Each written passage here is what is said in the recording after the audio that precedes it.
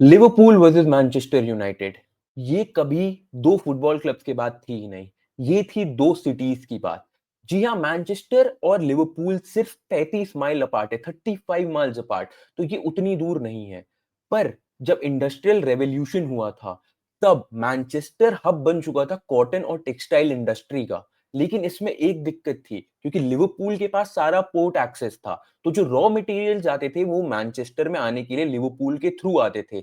जहाँ के तहसीलदार या वो पोर्ट वाले जो भी लोग होते थे, वो लोग यूनाइटेड को ऑफ कोर्स टैक्सेस, लाइक उनकी मोनोपोली थी। तो आपको पता है कि कितनी प्रॉब्लम्स हो सकती हैं एक बंदे से अपने रॉ मटेरियल्स लेने को। जो मैनचेस्टर को हमेशा खलता था कि we have to pay them, like कभी कभार वो नहीं भी देते हैं। देयर आर बहुत रूल्स एंड रेगुलेशंस उनकी मनमर्जी से होती थी।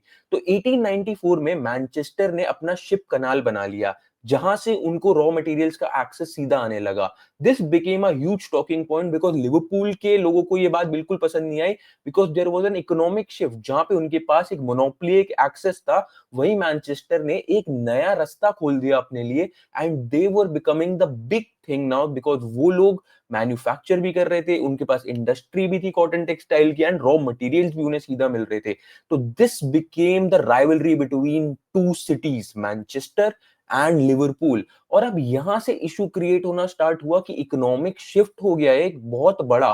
तो दो सिटीज के बीच में जब राइवलरी आ जाती है ना, तो फिर तो जब भी स्पोर्ट्स होता है, एक स्पोर्ट्स जरिया बन जाता है। हम तो जानते ही हैं इवन कंट्रीज के बारे में, इंडिया पाकिस्तान में कितना ये सीन होता है।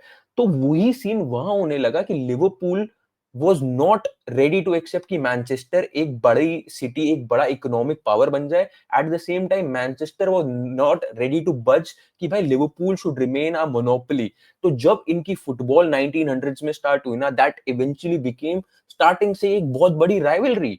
और ये राइवलरी ने बहुत सारे मोड़ लिए। स्पेशली जब म्यूनिक डिजास्टर हुआ, लिवरपूल ने आउट ऑफ रिस्पेक्ट कुछ प्लेयर्स लोन करने का ऑप्शन दिया मैनचेस्टर यूनाइटेड को कि प्लीज आप रखिए। But a certain kind of fans भाई, जिनको मतलब ना लिवरपूल अपना फैन मानती है ना मैनचेस्टर फुटबॉल का फैन मानते हैं, उन्होंने उस डिजास्टर को भी मॉक किया। तो यहां से अब वो सर्टेन फैंस बेस से बहुत हेट भी आने लगा। बट हमेशा से they have been rivals and they have never been enemies. लेकिन फिर 2013 में भी म्यूनिक डिजास्टर को मॉक किया गया। और फिर एक जो बहुत चीज इवेंचुअली बीच में हुई है ना, कि Liverpool also dominated football and Manchester dominated football, but they never dominated together. या तो लिवरपूल बेहतरीन फॉर्म और फेस में रहती थी, या मैनचेस्टर रहती थी। तो पहले कुछ साल लिवरपूल ने अपने आप को इतना बड़ा फुटबॉल में बना लिया कि Manchester was nowhere near. But then Manchester knocked them off their perch and became the biggest club in the England. Now Liverpool का टाइम फिर से वापस आया है, and the debate is on who is the biggest club in England. Commercially Manchester United बोलते हैं, successful more Liverpool है।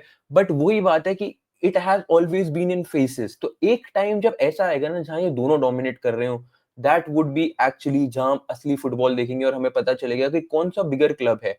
But at the same time ये फुटबॉल के बारे में कभी था ही नहीं, ये हमेशा से दो सिटीज की राइवलरी थी। तो आप लोगों को क्या ये पता था, नहीं पता था? तो यार कमेंट करिए, बताइए मुझे कि आपको ये फैक्ट जान के कैसा लगा। And please like share subscribe करिए चैनल को, और ऐसी वीडियोस के साथ अब मैं आता रहूंगा regularly. And this was the untold history about Manchester और लिवरपूल। जो लोग हमेशा से समझते थे कि एक फुटबॉल राइवलरी थी, ये कभी भी फुटबॉल राइवलरी नहीं थी, ये इकोनॉमिक राइवलरी थी।